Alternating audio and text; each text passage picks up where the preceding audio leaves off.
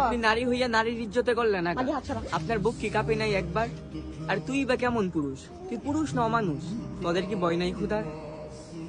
দুবাইয়ের ঘটনার পর আজ 2টা দিন হয়ে গেল, এখন পর্যন্ত নিজের আমি বুঝাইতে পারলাম না মানুষের বিবেক আজ কোথায়? কিভাবে পারলো একটা মেয়েকে এইভাবে দর্শন করতে? আপনি একজন নারী, আপনি কিভাবে পারলেন একজন নারীকে এইভাবে দর্শন করার জন্য সুযোগ করে দিতে? আপনার চেহারা দেখি নাই, কিন্তু আপনার সাউন্ড শুনে মনে হয়েছে আপনি একজন মায়ের বয়সী। আপনার ঘরে কি মা বোন নাই? আপনি কিভাবে পারলেন আপনি একজন নারী হয়ে একজন নারীকে এভাবে দর্শন করতে দেখতে, দর্শন করতে সাহায্য করতে? আপনার বুক কি একবার কাঁপে নাই? দর্শন করার সময় কি আপনি আপনার নিজের দিকে একবার তাকায় দেখেন নাই?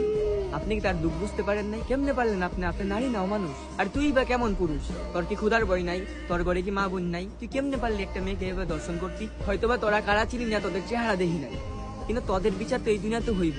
তারপরও আমি আমার খোদার কাছে তোদের বিচার দিলাম, আমার খোদাই তোদের বিচার করবো।